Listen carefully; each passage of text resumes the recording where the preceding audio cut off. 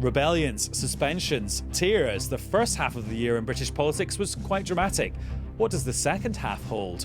We'll try and do some predictions on this episode of the BBC's daily news podcast, Newscast.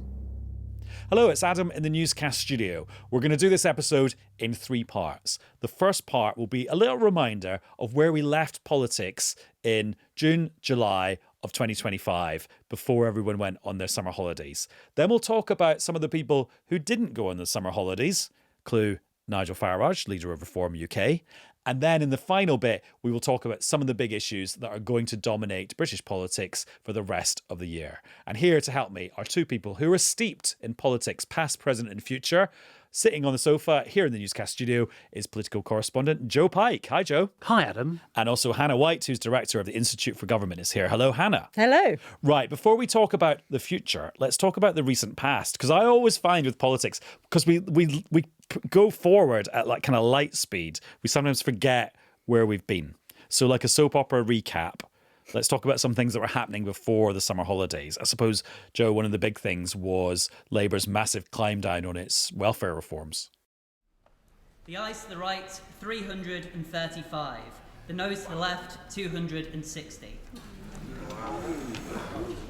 Absolutely, a moment of embarrassment for Keir Starmer, a tricky moment around discipline, and one of the last things his team did, at least his team of whips did, before the summer recess was suspend 4 Labour MPs, including Rachel Maskell, who of course was quite a prominent left-wing Labour MP and leader of some of the rebels.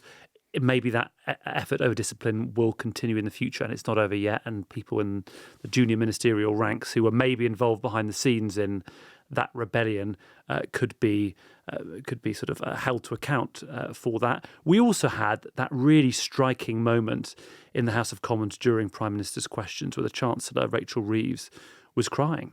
We still don't know why exactly, and I suppose they said it was a personal reason at the time, didn't they? Clearly, I was upset yesterday, and everyone could see that. It was a personal issue, and I'm not going to go into the details of that. The summer has been a chance, I'm told, for her to recharge. The summer was also seen as a danger point around possible riots, unrest, like we saw last year over the Southport murders, especially considering the number of asylum hotel protests. Now, of course, there have been protests and there's been this legal action around the Epping Hotel, which has been significant. But I certainly think senior people in government feel that they've got through the summer without something that could have been really, really difficult, punishing on the domestic front. Yeah, and we'll talk about this summer recess in a second. But Hannah, back to that moment that week where there was the climb down on welfare and then Rachel Reeves crying. Rachel Reeves crying ended up being good for her, weirdly, didn't it? In terms of, basically people interpreted it as when the bond markets, the cost of government borrowing shot up when she started crying, because straight away traders were thinking she's going to be replaced by somebody who's going to borrow and spend more, and that would be bad for the UK's finances, so therefore we're going to charge them more to borrow. So actually the crying sort of secured her position in a weird way. Yeah, that's right. It made people think that actually she was safer when all the chat around the climb down over welfare was this not a sensible, rushed plan that had been brought forward by the Treasury in order to try to plug a hole that had emerged in the public finances because she hadn't left herself enough headroom, and that was all bad for her. But when people saw how the markets reacted to the possibility of, if not her, then something in their view worse, then yeah, she ended up in a stronger position. And then, Joe, over the summer, I mean, everyone would pretty much agree that Nigel Farage did a good job of capturing the headlines. That is the view from multiple people within the government, unprompted, because the opportunity for opposition parties really is in late July and all of August, because that is the moment where there's generally a little bit less news. Parliament's not sitting, so there aren't MPs in London, and also court cases aren't happening at the same rate, and therefore the news agenda is just different. Certainly the view within the government, and of course the view of Nigel Farage's aides, is that they've had Reform have had a very successful summer. He decided at the start to talk about crime, to focus on crime for those 6 weeks or so, ending with this week's unveiling of policy on illegal migration. If you come to the UK illegally, you will be detained and deported and never, ever allowed to stay, period. And they've gone through a sort of formula, really, of often towards the start of the week having a news conference. Maybe that's preceded by him writing a column in one of the papers. And I think it has really worked in a way that certainly Kemi Badenoch's interventions haven't necessarily. There are some sort of sniffy individuals within the Labour government. Of course, they would criticise Kemi Badenoch anyway because she's a political rival, but one described her interventions as a series of weird interviews, partly because there were unexpected headlines from them, including a BBC interview when she talked about snitching on someone who had been in an exam with her at school. And I said, he's cheating. I stood up in the middle of the exam and I stood up and said, he's cheating, he's the one that's doing it. And that boy ended up getting expelled. And I didn't get praised for it. And I was a relatively popular kid at school. And people said, why did you do that? Why would you do that? And I said, because he was doing the wrong thing. She has made some progress, her team argue, around the area of hotels. She went to Epping and she has been quite quick at responding when issues arise where Labour looks weak, and she's certainly done that today, but she hasn't cut through as successfully. And that's probably partly because we all know who Nigel Farage is. He's at a different stage of his leadership. He can just appear, unveil policy. She's not focusing on policy, but also voters don't necessarily know who she is, and therefore explaining and introducing Kemi Badenoch has still been a bit of their job. Hannah, there's this thing that the papers used to have that August is called silly season because Parliament's not sitting. Normal politics is kind of on pause for the holidays, and so the papers are full of silly stories. That's not been true this year, and I wonder if politicians will take the lesson from that actually there isn't a summer holiday anymore, because they will have seen how successfully you can grab the headlines if you do eye-catching things in August. Yeah, I think that is probably a fair lesson to take. I mean, I think organisations and individuals have always tried to capitalise on the summer as a time when they might be able to get more attention. I think Reform, as Joe says, have done that very well. They've been helped on that, I would say, by the very nice weather we've had, which has made for lots of opportunities to go and have shots of small boats arriving on calm seas, and anticipating that might be the case, and there would be some good visuals to accompany the sort of the news stories that they've wanted to bring forward. I think has been smart. And also, talking about holidays, Keir Starmer has been away twice, but the first time it got interrupted because he had to go to Washington for that after summit. 1 day, I think. Yeah, with President Trump and all the other EU leaders. And actually, that was less than 2 weeks ago. Yeah, 10 days ago, I think, that he interrupted that family holiday in Scotland. The military plane stopped off at Glasgow airport to pick him up, and he got off, I'm told, at Glasgow on the way back. But it was an issue that clearly Keir Starmer thinks was incredibly important, being in the room with Donald Trump and Volodymyr Zelensky and all those European leaders in this unprecedented meeting. And of course, so much of the positives of his first year and a bit in power seems to have been around foreign policy. His coalition of the willing, in particular, which some people were sceptical about at the start, but now we've got over 30 countries, and if there was to be a peace deal, certainly it seems that the US are more keen in playing a part. People in Downing Street have said to me, look, this was always talked down, and actually it's a big success that should be recognised. But the foreign policy successes don't seem to necessarily have moved Ukraine anywhere closer to peace, and all the domestic problems still remain. And then on Thursday this week, Joe, you were covering a story that seems like kind of classic Westminster is back, because it was about staffing in Number 10. So just tell us a bit more about that story. This was Keir Starmer's decision to replace his principal private secretary, who is called Nim Pandit, and this role is incredibly influential. Hannah knows it even better than me. It is a role where you are the gatekeeper for the Prime Minister. You usually sit on a desk next to the Chief of Staff outside the Prime Minister's office, and I'm told the best principal private secretaries, or PPSs, really go into battle for their PM. They act on the authority of the PM, sort out their diaries, control the flow of information, and sometimes have to go toe-to-toe with senior civil servants and bang heads together. The fact that he's chosen, after this person, Nim Pandit's been in the role for just 10 months, to replace her, is probably less about whether she was good at the job, and clearly not good enough to remain was the view, but more about, some argue, Keir Starmer's ability to pick the right people, because we've had 3 senior figures who he has picked and later let go. Sue Gray being the most prominent one. She left last October. Matthew Doyle was the Director of Communications at Downing Street. He left in March.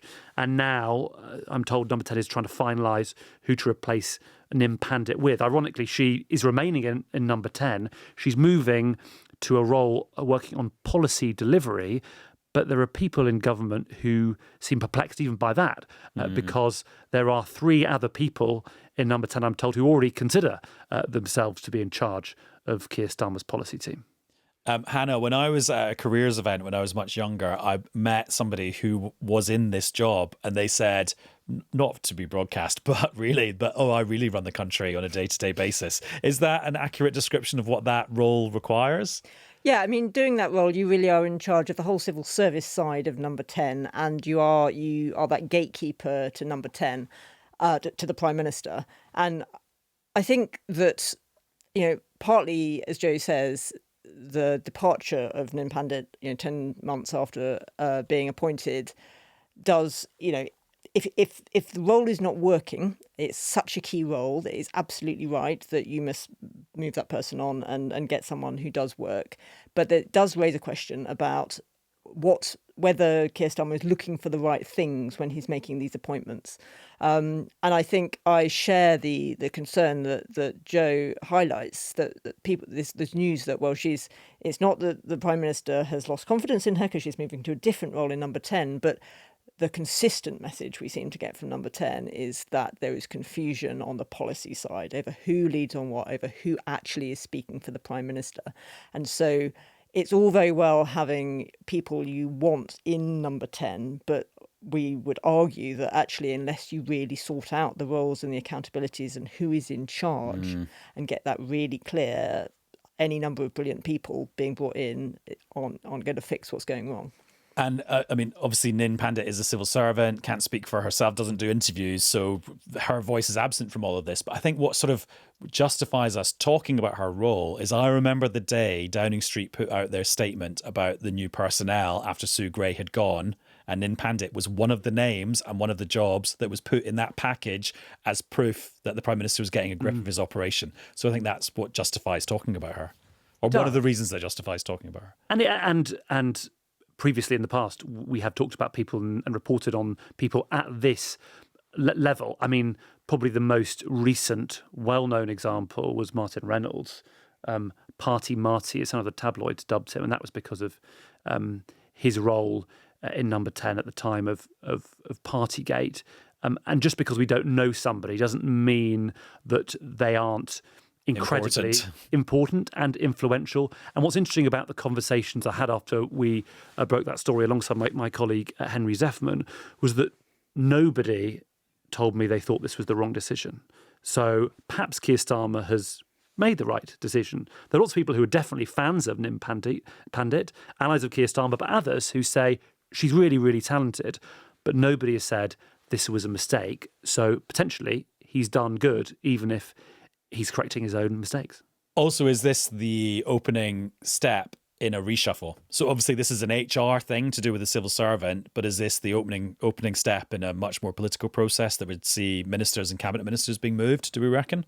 Well, there's constant discussion of the prospect of a reshuffle. Which is what happens when you haven't had one. Indeed, which, I mean, generally we think is a good thing in terms of, what you want consistency and to let people get on with their jobs and deliver, unless it's not working, in which case you should have a reshuffle.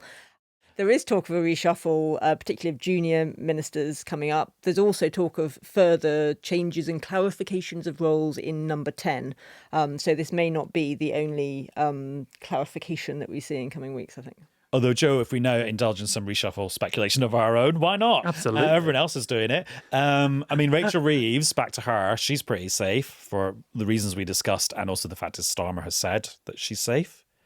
Yes. Yvette Cooper, she's got a big task on her hands. If you're smashing the gangs, you don't want to change the chief smasher halfway through the smashing process. Yeah, I haven't heard from anyone that a cabinet reshuffle is imminent, although famous last words. Although I have been told, and it does come up repeatedly from different people, that if Yvette Cooper doesn't make progress on reforming the immigration system, various people think that she's finished and she's gone for. Now, maybe she has a year to go to show progress. But Keir Starmer, because this issue he believes is so important to voters and will be important in the next election, doesn't want to sort of realise a year out or 6 months out I need to change personnel when actually it would be too late to really change policy.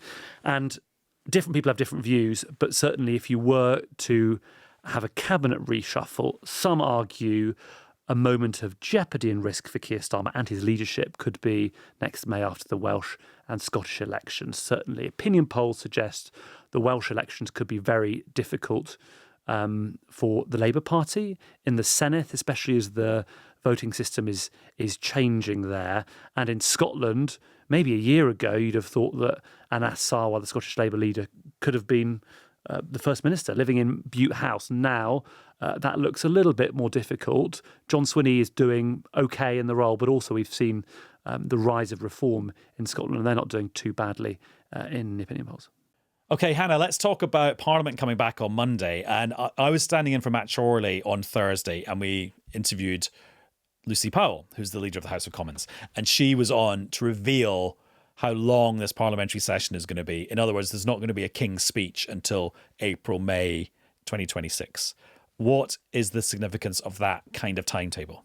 What should we read into that? So that's really confirming what was largely expected, I think. It's not unusual for the first session after an election to run long because an incoming government has to get all the bills it wants to pass drafted before it can start introducing them into the House, whereas normally when you're running session to session, you've got some stuff in the works and so on. So often it does take a bit longer. I think the original plan potentially was to try to wrap up the session before Christmas this year in order that you could then end up at the end of the Parliament with a short session before a run into a May election. It's obvious that from the weight of legislation, some of which is taking a bit longer than expected, particularly in the House of Lords, lots of committee sessions in the House of Lords scheduled for a number of weeks, running longer than expected, and a lot really still to get through the Lords, that they're just not going to do it by Christmas. So May looks unsurprising at this Why stage. is it taking so long in the House of Lords? Because Lucy Powell was suggesting to me, or in fact she said it, that it's hereditary and Conservative peers who don't like reforms to the House of Lords, and to get revenge on the government, they're slowing things down. They are deliberately slowing some things down, particularly some of those big bills that you just mentioned then. But look, we're undeterred. These are big manifesto commitments to abolish 0 hours contracts, for example, or end no-faulted evictions and give renters more rights over where they're living around rent increases and those kind of things.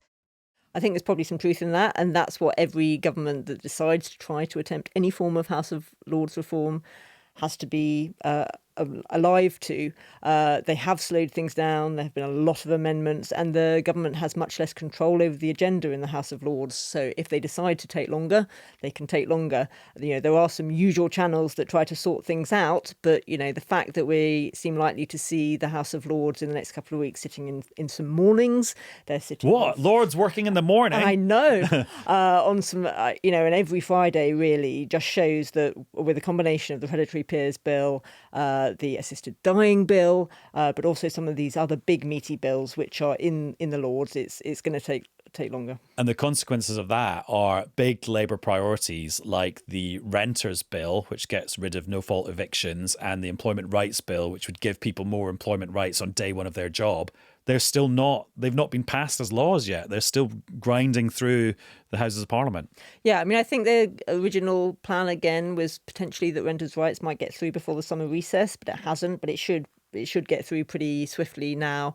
There's big pieces of legislation like the English Devolution Bill, which hasn't yet had its second reading. That's really a flagship bill, and some of the new measures that the government wants to bring in around mayors and strategic authorities and so on, those have still got to go through. That's got to go through both houses of Parliament. So there were big things that the government committed to in its manifesto. If you look at its first King's speech, that had, I think, 41 bills flagged in it. Some of those were in draft. Some of those have fallen away for different reasons. Of the ones which they might have hoped to get through in their first session, 31 of the 33 have so far been introduced. So there's just a couple that haven't been introduced yet. That's a pretty good place to be for Lucy Powell, I think. And Joe, is that all basically, I mean, while it's important bits of legislation in their own right, actually just kind of warm-ups for the budget in October or November? Yeah, and I think we're going to see endless budget speculation. Interesting that in recent days, Rachel Reeves has recruited Torsten Bell, the pensions minister, to basically lead for her on what to do in the budget. This is somebody who was head of policy for Ed Miliband and worked for Alistair Darling when he was Labour Chancellor during the 2008 financial crisis. Interesting that she's, I wouldn't necessarily say a reshuffle, but certainly amended her top team, because I think she knows there are some very difficult decisions to make on tax. The other thing that jumps into my mind that we've been told always coming in the autumn, wait for it, is that government poverty strategy, which of course could be very far-reaching. There's a lot of pressure from various people within the cabinet and on the Labour backbenches over the two-child benefit cap. But also it's one of those sorts of areas of policy that, a bit like possible welfare cuts before the summer, a lot of Labour MPs care about. Could it be an area where Keir Starmer gets into a sort of discipline challenge again, especially as Labour MPs, especially the new intake, do seem to feel a little bit more emboldened, and some of them have, of course, looked at the opinion polls too and are wondering about their jobs. Hannah, what's your take on Torsten Bell, who's been on Newscast a lot, both as a minister and before that as the head of the think tank, the Resolution Foundation, which looked at people on low and middle incomes and came up with policies to support them. What's your take about him sort of moving into the Treasury a bit more? Yeah, well, I mean, he was in the Treasury as pensions minister. He would have been in and out. He's got a piece of legislation coming through to make the changes to the pensions industry that the government wants to see. He was already close to the Chancellor, I think. We saw a couple of the Chancellor's advisors who were in the more sort of academic space moving out before the summer recess, John Van Reenen and Anna Valera. And my sense, I haven't heard it precisely what Torsten's kind of exact role is, but that he is coming in to sort of provide the sort of advice. Sounds like they're making it a bit more political before. And a bit less thinky. Yeah. So, but you know, he's a smart guy, and at the Resolution Foundation, he's done a lot of the thinking about the sorts of welfare type questions which are going to be at the forefront of the government's mind. So that it seems like a sensible idea. And it sounds like, Joe, we're going to get one F word over and over and over again: fairness. Have you picked up on this? I've seen a few things saying, oh, the whole theme of the next few months in the lead up to the budget is going to be fairness. Now, of course, you can have a massive argument about what fairness is, and what might be fair to some people is unfair to others. And actually, is that at the root of lots of these kind of ideas we've seen being floated for budget measures? The latest one being, do you charge national insurance on landlords' income from renting out properties? I suppose there are two parts to any budget. One is deciding what you want to do, and the other, how to frame it and sell it, especially if you're making decisions that are going to impact people potentially in a negative way in terms of tax rises. Hannah, do you want to give us some other pointers and just things to keep in mind when we hear all the speculation about the budget in the next few weeks? And we've already had several weeks of speculation already. Yeah, I mean, there have been quite a lot of kites flown, haven't there, over the summer on which is the phrase for when options. people put ideas out there to see how they go. Indeed. And I mean, that in itself, I guess, is just a bit worrying, in the sense that when you think about some of the difficult choices that are going to have to be made, and some of the complicated and unforeseen consequences there can be of some of these policies, and how, you know, from a government's point of view, how what they're always hoping every time they bring forward a budget and measures is, not to see it unravel and unravel and unravel in the weeks that come. If you look back at the history, the chancellors who've succeeded in landing difficult policy choices are not chancellors who started flying kites a couple of months out from the budget. Some of the things that we did around pensions, for example, those were a process of months and years to lay the groundwork to get some of this stuff through. And so the fact that some of this stuff is being sort of chucked out there to see how it lands and how the language works just a few weeks and months before. It doesn't look visionary. Well, it's just about, is it going to be sustainable? And I think the other thing, just relating to the conversation we've had about the welfare shenanigans, is exactly as Joe says. If these measures that come forward in the budget, which are going to provide the money that Rachel Reeves needs to find, are perceived to be a collection of measures, as opposed to a vision and a strategy and something with a narrative, they're just going to be that much easier to unpick. And the emboldened backbenchers, and there will be always some who have whichever constituency it is in mind, who are the ones for whom whatever it is turns out to be unfair, as you say, Adam, will just think, well, they only came up with it last week. We can maybe get them to change their minds. Come up with something else. It's dangerous politically, I think. And then, Joe, two big things that are actually not going to happen in Parliament. Donald Trump back in the UK, but not on holiday this time, not visiting his golf courses, although I'm sure he'll fit one in, on his actual state visit. Yeah, and that does seem to be something he's very excited about. And the relationship Keir Starmer has struck with Donald Trump maybe has defied some expectations and seems to be pretty positive. Certainly, people in government always point to the trade agreement between the two countries, even though that not everything is quite finalised, as an example of how the UK is winning in that space. Although we of course know that not every prominent political figure will be attending the state banquet. Lib Dem leader Ed Davey saying that he and his wife will not be attending, and they made the decision after lots of discussion and also after prayer. And it'll be an interesting one, that, Hannah, won't it? Because I remember when Trump came on his holiday visit earlier in the summer to go to his golf courses, I thought, well, you know what? He's here to play golf. He's not actually going to be doing that much business. We might not see very much of him. How wrong I was. I mean, he was on 24/7 doing press conferences there, sitting, taking questions for an hour with Ursula von der Leyen, standing there with Keir Starmer. At one point, standing there with Mrs. Lady Starmer. Stop the windmills. You're ruining your countries. I really mean it. It's so sad. You fly over and you see these windmills all over the place, ruining your beautiful fields and valleys. But then I wonder, though, if you flip that around, the state visit, it's so ceremonial. There's lots of standing around and looking at troops with the king, which is very different from sitting there and just doing 50 questions on Ukraine, the Middle East, domestic politics in America. Yeah, I mean, I think Donald Trump is never averse to a press conference, but I think it will be a more structured programme.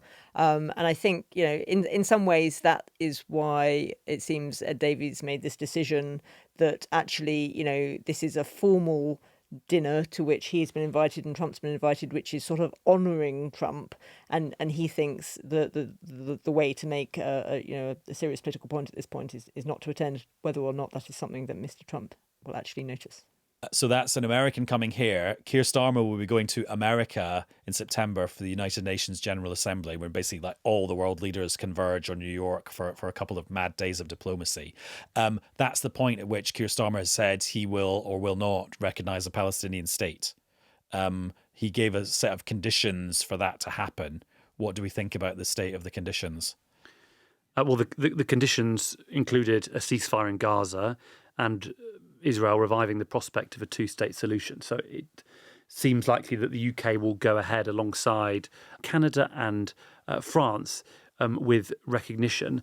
I suppose that was a decision prompted both by what we have all seen on our TV screens in terms of the humanitarian crisis in the Middle East, but also a quite clear change in public opinion. And of course, those two things are linked. It was a deadline that Keir Starmer set, as some other world leaders did, but it doesn't seem like it has necessarily changed anything. And this move arguably will be symbolic, but symbolism is important. The view of Israel immediately after Keir Starmer's announcement was that the UK has effectively rewarding Hamas terrorism by putting this prospect out there. And I should say, I kind of got the chronology the wrong way around there, because the UN General Assembly is on the 9th of September, and then Trump's state visit is on the 17th of September. So But I think Keir Starmer will still go to New York after, because the UN General Assembly goes on and on and on, and there's only really, a I short thought it was period like of 4 time. days. No, it's there's the high level. Yes, the bit of it. leaders come for just a couple of I mean, days. I've never been invited or asked to go and cover it. So That is in late September. Oh, I see, But I okay. do think it clashes, I'm told, with Liberal Democrat conference. So, Ooh. I mean, it won't be a problem for Ed. Oh no, that's the state visit. Joe, we could talk about all the other political parties, and we've sort of. Also, Joe, in terms of the other political parties, some people might not have noticed this, but the people involved in it definitely will have done. There is a leadership contest, a quite heated leadership contest going on in one of the political parties right now. in the Green Party in England and Wales, but also, unless I'm very much mistaken, I think there's a leadership contest in the Green Party in Scotland too. I mean, England and Wales one is significant because you have two MPs who are running as possible co-leaders, one who is already the co-leader, Adrian Ramsay, and Ellie Chowns, Herefordshire MP, newish Green MP, who are sort of continuity Green Party. Yes, maybe they would find that offensive, but they argue that they have developed the party to a stage where it has a clutch of MPs in Parliament and is increasingly influential. Them as a pair versus Zach Polanski, who is deputy leader of the party, a member of the London Assembly, and considers himself an eco-populist. His campaign has seemingly done very well on social media, and there are also questions around the possible dynamics between a Green Party under Zach Polanski and whatever Jeremy Corbyn and Zara Sultana's Your Party ends up being, and whether they could somehow work together. It's all up for debate, but it is really interesting. And the big moment for Jeremy Corbyn and Zara Sultana will be when they have their party, what are they calling it, convention, congress meeting, where one of the first things they'll have to do is choose a name, because your party is just sort of holding name, and they've crowdsourced the name from everyone, haven't they? Anyway, they're not crowdsourced it from us because we wouldn't have a role in doing that. Hannah, any other things, any other pointers you want to give us before we end this episode? I guess we could talk about the assisted dying bill. Oh, well, actually, yeah, because my conversation with Lucy Powell, leader of the House of Commons on 5 Live, I said to her, a longer session, does that mean more chance of assisted dying getting through all its stages? Because there had been speculation that they'd just run out of time and then it would just potentially disappear forever. I think that's exactly what it means. I think that one of the key weapons, if you like, for anyone wanting to see any private member's bill not pass is always time. And so for those who were hoping that the assisted dying bill would get to the Lords would rightly want to conduct significant scrutiny because of the difficult technical and ethical issues, and that it would just run out and it would come back too late to the Commons. Those people will be disappointed now. I mean, I think it's increased the chances of getting through, but whether or not it gets through, the point is there will be more debate, there will be more discussion, there will be more testing, and that can only be a good thing. Well, great discussion here today. Hannah, thank you very much. Thank you. And Joe, thanks to you too. Thanks, Adam.